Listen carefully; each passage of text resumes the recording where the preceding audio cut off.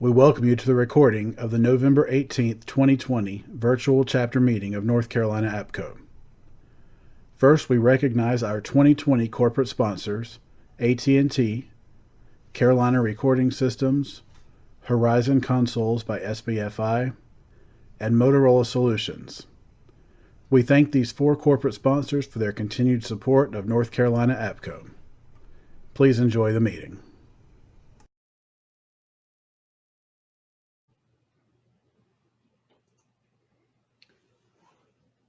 All right, well, good morning again, everyone. We will go ahead and get going with the North Carolina APCO chapter meeting. For those who don't know me, I'm Grayson Gusa, chapter president for North Carolina APCO, and I will call this November 18th, 2020 meeting to order. Our first order of business will be a roll call conducted by First Vice President Christine Moore.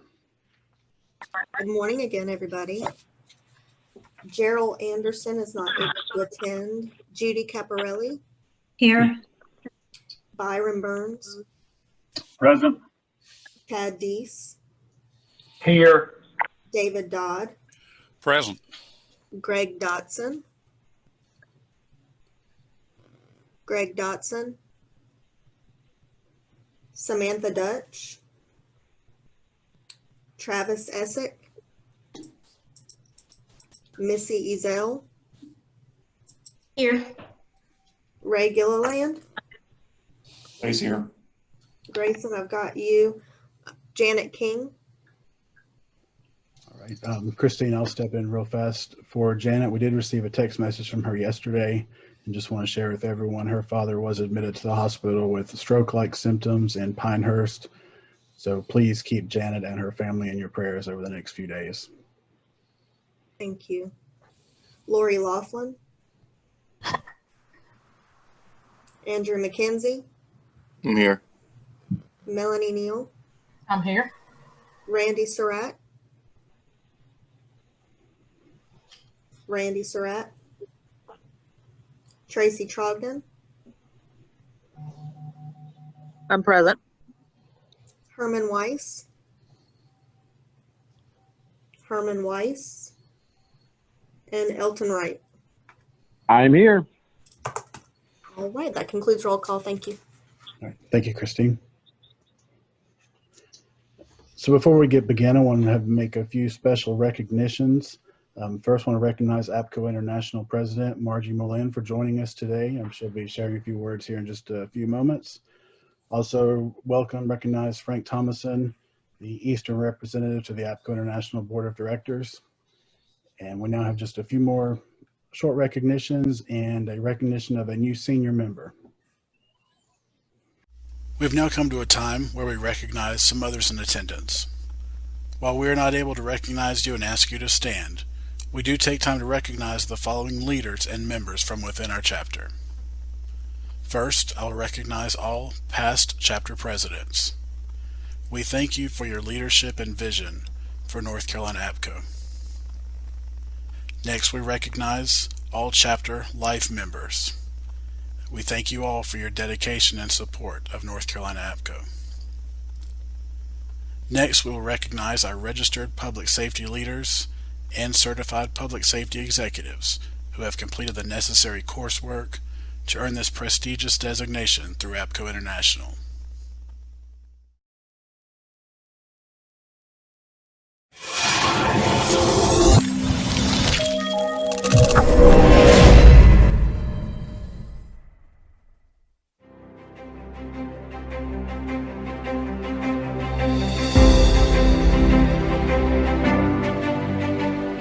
Today, we take time to recognize another member of North Carolina APCO being designated as a senior member of APCO International. Please hear these words in this letter dated October 6th, 2020, from Margie Moulin, President of APCO International. Congratulations! Your APCO membership designation has been elevated to that of senior member. The APCO Executive Committee unanimously approved your nomination for the designation of senior member. As was evident in the nomination form your chapter's executive board submitted, you met and exceeded the qualifications necessary for this honor. Designating you as a senior member of APCO International is a testament to your contributions and service to the public safety communications community and to this association. It is members such as you who unselfishly give of themselves that make it possible for all members to reap the benefits of belonging to APCO. APCO International holds you in high honor. On behalf of the Executive Committee and members of APCO International, thank you for all that you have done. We are pleased and proud to honor you as a senior member.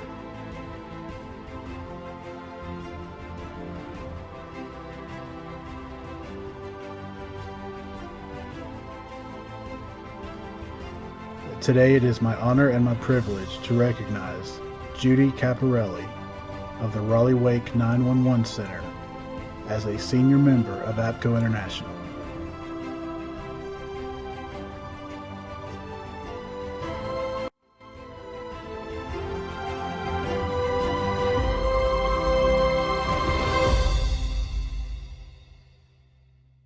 Congratulations to Judy Caparrelli for this prestigious designation of senior member. Today's a big day for Judy. As many of you know, our regional ambassador, Sarah Templeton, had to step down as she took a new position with the North Carolina 911 Board last month. And since then, Judy Caparrelli has been appointed as the new regional ambassador for Region B for North Carolina APCO. And with that, I will ask our Executive Counsel, David Dodd, to perform the oath of office for Judy. Okay, thank you, Grayson. Judy, would you please raise your right hand? You have been duly appointed by the Executive Board of the North Carolina APCO to the office of Regional Ambassador. By this appointment, the board would invest in you the power of the North Carolina chapter of APCO. It bestows upon you its confidence, trust, and places in your hands the duties of your office as established. Do you, under God, under country, and before these witnesses here assembled, hereby accept this power, this responsibility, this confidence, this trust, this establishment of duties, and solemnly swear to uphold, protect, and execute to the best of your abilities the aims and objectives of the Association of Public Safety Communications Officials International? I do. So be it. I now pronounce you duly established as a regional ambassador for the North Carolina chapter of APCO, and congratulations. Thank you, David. And again, congratulations, Judy. We're glad to have you back with us and look forward to working with you. All right, so moving on in our agenda, as I previously mentioned, we are lucky to have APCO International President Margie Moulin with us today. At this time, I will turn it over to her to share a few words with the membership and introduce herself. Margie? Okay, can you hear me okay? Yes, we can. Okay, perfect. Good morning, everybody, and Judy, congratulations on both counts. Those are some big accomplishments, and obviously your commitment and your leadership is making a difference, so thank you for that and congratulations. Thank you. As Grayson said, my name is Margie Moulin, and I am honored to be your president of APCO International this year. And a little bit about myself, I'm from the West Coast, so it's still early for me. I haven't had all of my coffee yet, so forgive me if I'm a little slow this morning, but I'm from Oregon, Southern Oregon, in a medium-sized center, and I'm the director of that center. I will hit my 30-year mark in this profession on March 1st. So hopefully by then we'll be through these strange times and looking forward to starting to get to see people again. It is a little bit different world that we're living in. So on behalf of the executive committee, I do want to thank you for all that you're doing in your chapter and all that you're doing in your communities and in your own centers. It's important work, and the resiliency that I've seen in this industry, particularly during these difficult times, is amazing, and it refreshes my passion for why we do what we do. The things that I've seen happening throughout all of the different chapters is just incredible, and the work that and the commitment that's being done by our profession. So a couple of things just to let you know, we do continue to work on the SOC reclassification effort.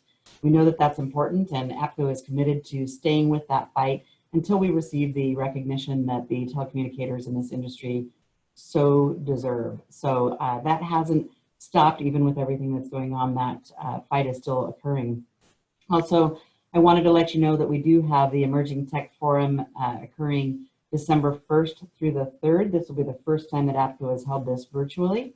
So we do have several different things on that agenda that may be of interest to you. Take a look at that on the website, get registered for that. And there's some pretty impressive presentations happening there. So I hope that you'll join us for that.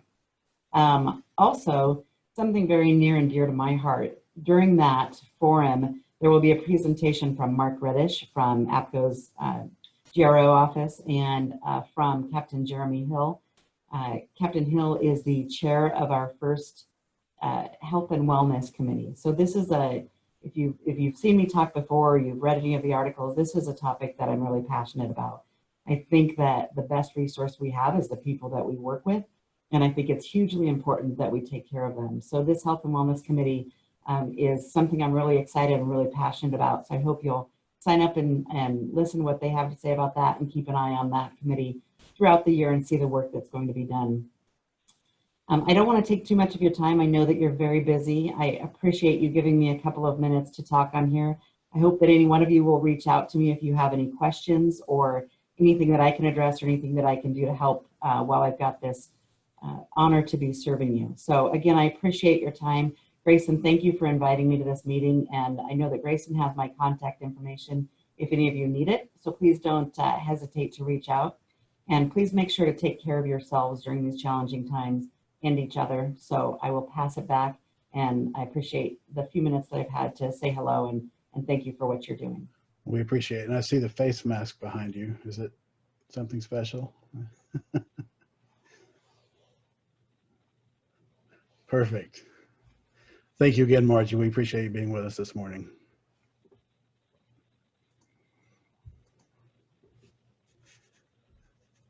All right, so as we move on in our agenda, we will be approving the meeting minutes from our September 16th, 2020 chapter meeting. The minutes have been posted on the website for review. And is there a motion to dispense with the reading of the minutes and approve them? Melanie, so moved. Thank you. Is there a second? Second. Okay, second by Christine Moore.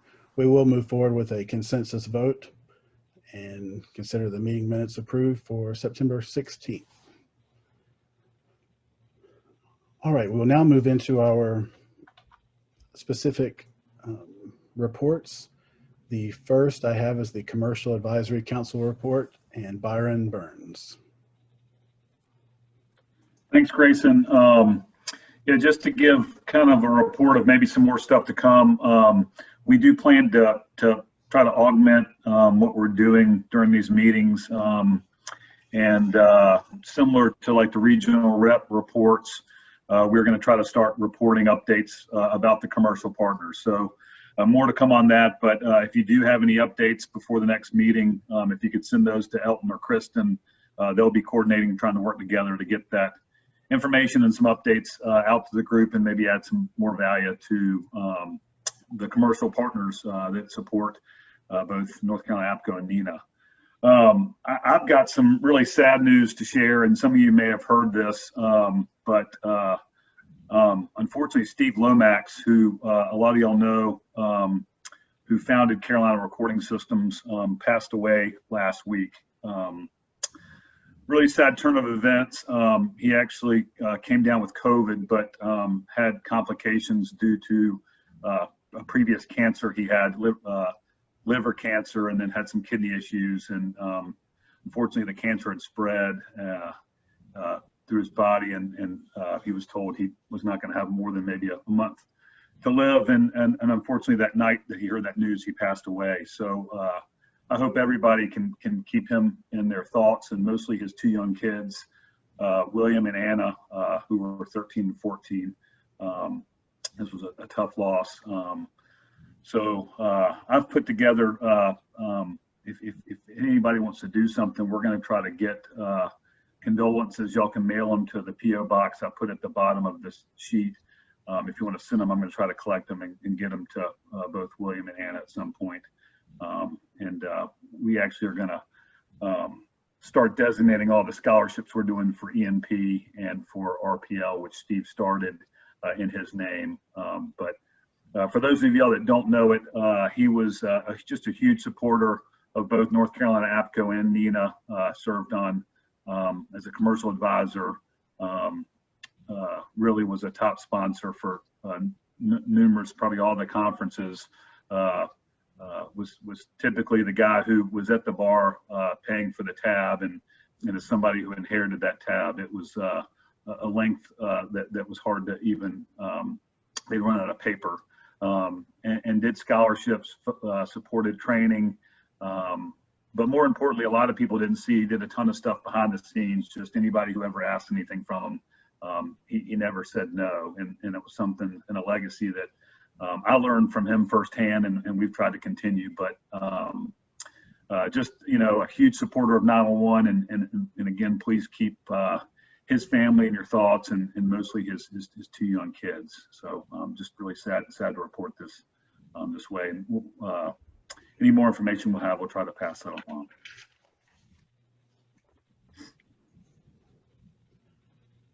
Thank you, Byron, for sharing that with us. I've done some research just this morning, and Steve Lomax actually became a member of North Carolina APCO in November of 1996. He served as a commercial advisor for our chapter for countless years. Personally, he's the reason that I was able to get into the RPL program, so I know he has helped countless individuals. So it's tragic to hear of his loss. And if you will just join in me as we take just a moment of silence in memory of Steve Lomax.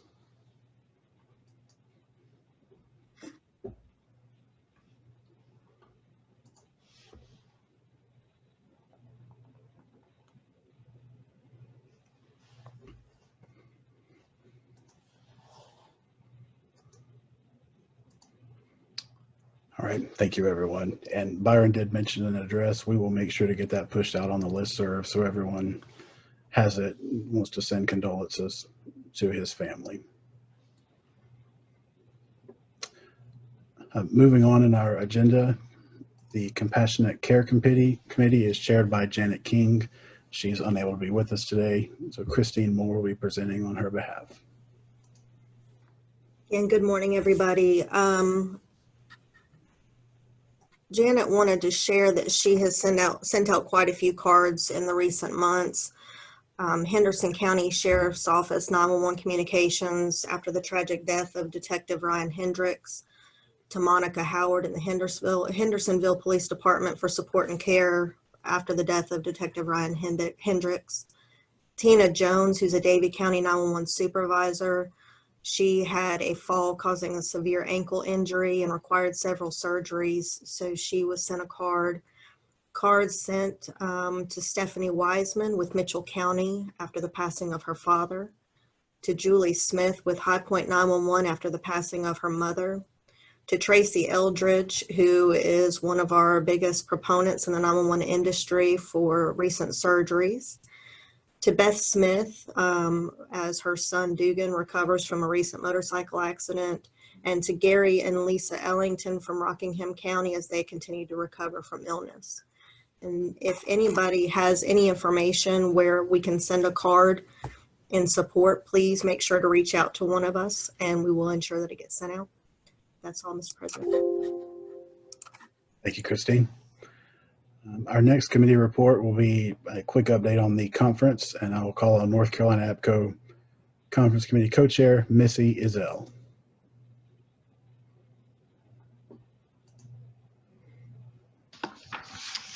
Good morning, everyone. As a conference committee, we have gathered and met several times trying to figure out what would be the best route to take.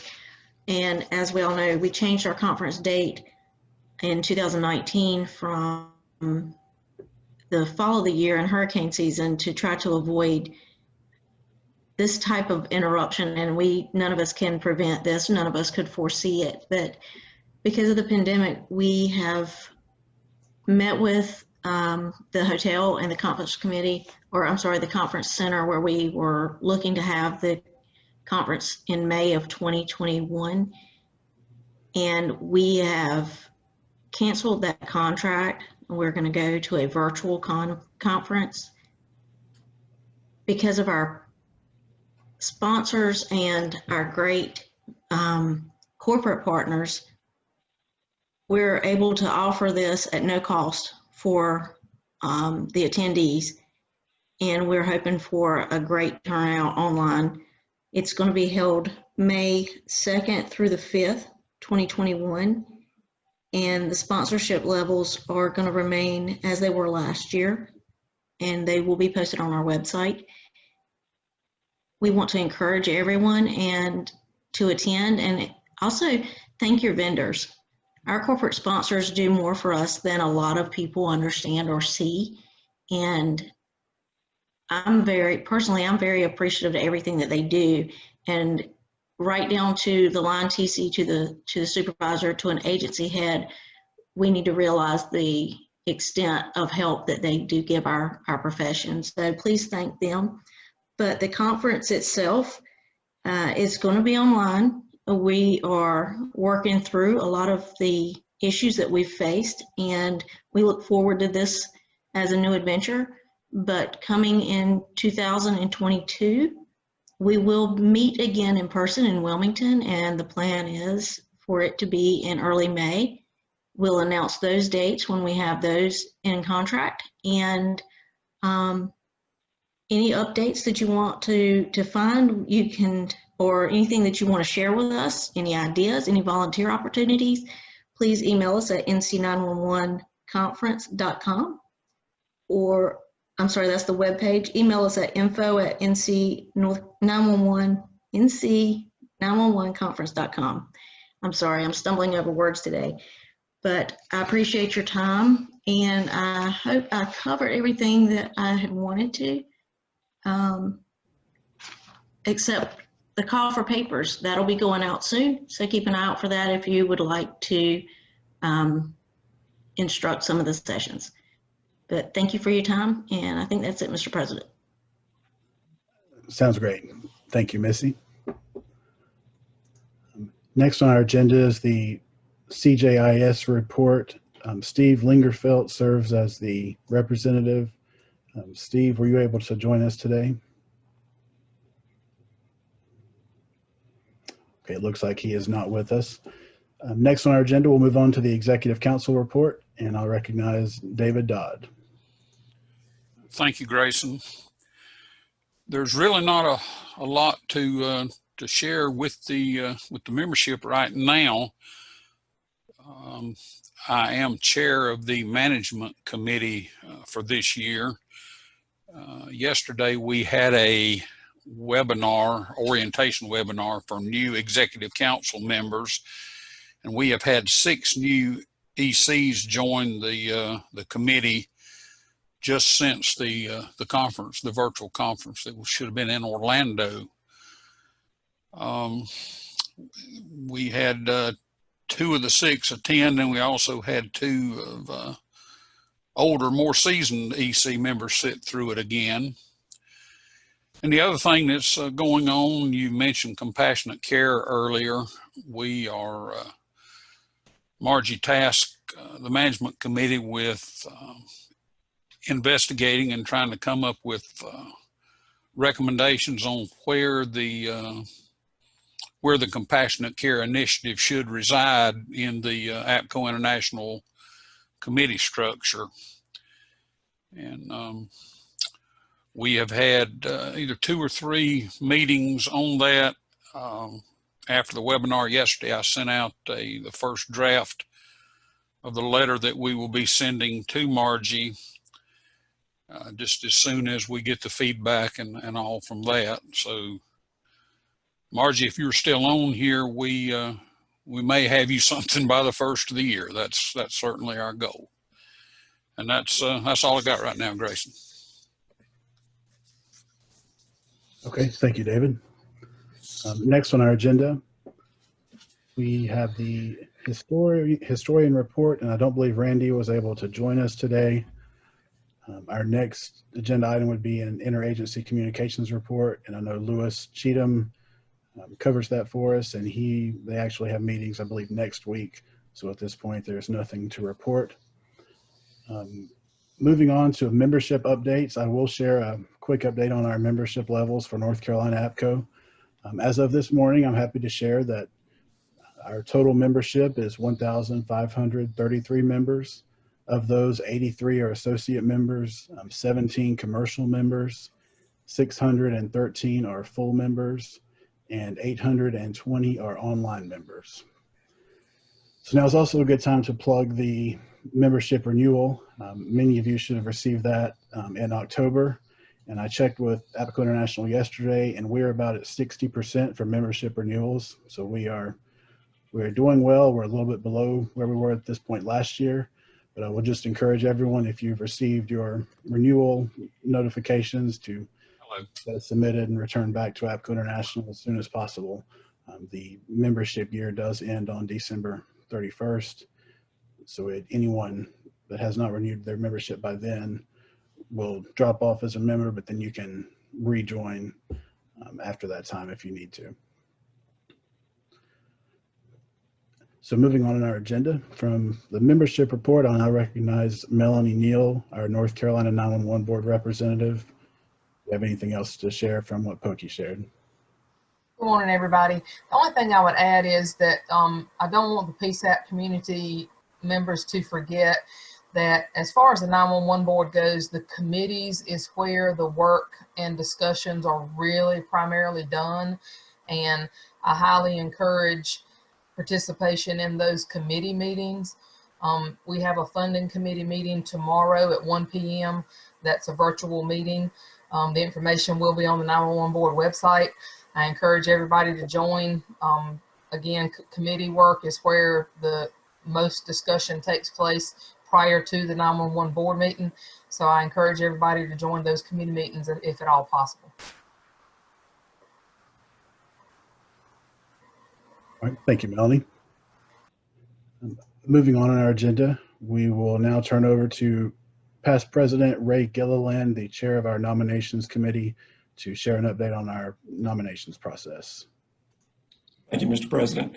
As some are aware, back on October the 30th, or excuse me, October 28th, there was an email sent out accepting nominations for North Carolina APCO chapter for second vice president, chapter secretary, chapter treasurer, and regional ambassadors on a rotation, Region B, Region D, and Region F.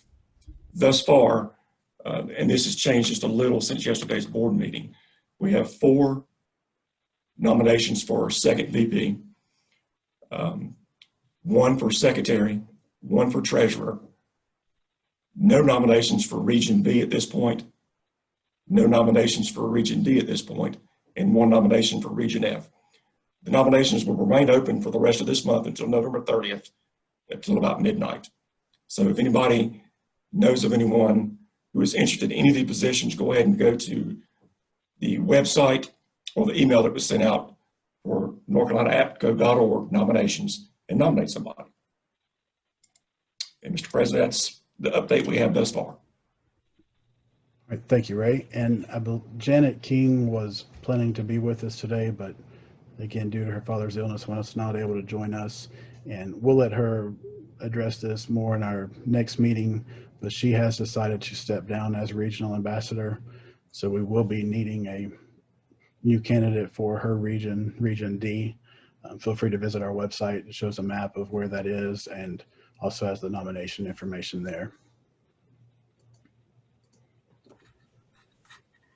All right, so moving on in our agenda, the next is our training report. Gerald Anderson was unable to be with us today, and Christine Moore will be reporting on her behalf. All right, so good morning again, almost good afternoon. Effective January 1st, 2021, all APCO classes offered by the chapter will reflect a new rate. The rate increase is due to increases in price for class books. So just keep that in mind as I give the following dates for upcoming training. Apex Police Department will be hosting an APCO Communications Training Center class, January 22nd through the 24th. The facility is located at 205 Saunders Street in Apex. Cost for the class is $250 for APCO members and $275 for non-members. Apex will also be hosting an APCO Communications Center Supervisor class March 19th through the 21st. Same facility on Saunders Street. Cost is the same, $250 for APCO members and $275 for non-members. Registration will be available soon for both of these class offerings. All on-site training, just as a kind of a caveat, so you're aware, all on-site training will require the following. The students must wear masks. The students must submit temperature checks, and the students will be arranged for social distancing, so classes will have a strict attendee number. Students who did not get to attend classes canceled due to COVID will be given preference for attendance. As mentioned previously by Nina and APCO representatives, the call for papers for our virtual state conference will open on Monday, November 30th and close at midnight on Sunday, January 31st. And we're looking forward to providing some great training for you all. We are pleased to announce the 2021 Telecommunicator Training Symposium, October 4th through the 6th. Our host site will be, as usual, the NBC Suites in Greensboro. The slogan is still going to be soar to new heights, engage, energize, and empower. If you do wish to host a class in 2021 or would like to see a certain topic offered in a classroom format or online platform, please contact Gerald Anderson via email. The North Carolina chapter of APCO is committed to offering training to our members and friends and will closely follow the executive order issued by our governor and any additional agency safety protocols. As a friendly reminder, today is November 18th, 2020. You have 1 month and 13 days to finish your 2020 telecommunicator in-service training. It is required for those TCs that work under the direction of a sheriff. It is required for all staff hired on or before January 30th of the given year. And if you do not do the classes in-house, you can get it online from Richmond Community College, Alamance Community College, or the North Carolina Justice Academy. Instructors, please remember you must successfully test out of a class to teach it.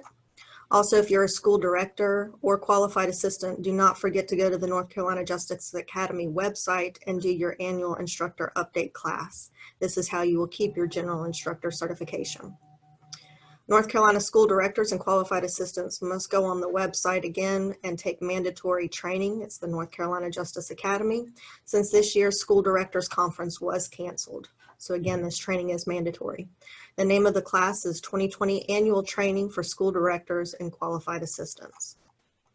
If it is time for your North Carolina General Instructor certification to be renewed, remember you must complete the mandatory 1 hour online training through the North Carolina Justice Academy training portal. The training is new each year and comes out on January 1st, and it takes no time to complete again in 1 hour. If you do fail to do this every year, your GI certification will be revoked. You will no longer need to fill out the old forms and send them in to renew. Your certification will renew automatically when they see you have successfully completed that mandatory training. As always, Gerald wants to express it is our chapter's goal to continue to provide quality training for our members across the state at cost-effective amounts. We thank you for your support in our efforts by attending the training, and we only want to widen our efforts. Thank you, Mr. President. Thank you, Christine. Moving on our agenda will be an update from the Treasurer's Report. And as we mentioned earlier, Lori Laughlin is unable to be with us today, so I'll be sharing that information on her behalf. As of yesterday, November 17th, 2020, our total assets for North Carolina APCO were $53,765.44. Of that, our main checking account has $1,014.54 in it. Symposium account is $1,011.47. The scholarship account has $1,432, and our money market account has $50,307.43. And again, that's for total assets of $53,765.44. I also realize this year has been very unique for many budgets, as most of you are familiar with. And I just wanted to take a moment to kind of share a snapshot of our budget from this past year. The current APCO North Carolina APCO fiscal year runs from October 1st through September 30th. For that time frame from the 2019 to 2020 budget, we had projected revenues to be $61,010. Our actual revenues were $36,239.78. This was caused by canceling our symposium, delaying the conference, and also canceling several in-person classes. So for our budget revenues, we met only 59.4% of our projected. That in itself is concerning. However, when it gets to expenses, since there weren't as many activities, we also were very, very much under in our projections for expenses. So our budget proposed amount in expenses was $53,600. The actual amount for this past fiscal year was only $9,386.48, of only 17.5% of our budgeted amount. So we did come in closing the year on September 30th with a surplus. So just wanted to share that with everyone so everyone is aware and knows about our current financial situation.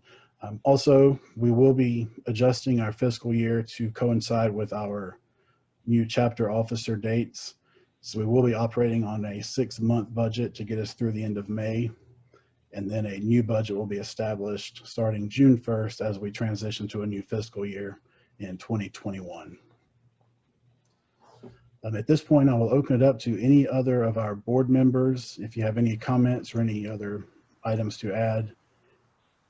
And I'd have a note here from Melanie. Okay, the Education Committee for the 911 Board will be meeting tomorrow morning at 10 a.m. The information to access that meeting is on the 911 Board's website. All right, anyone else from our board, any other comments? All right, and now I'll open it up to the membership if there are any questions or comments.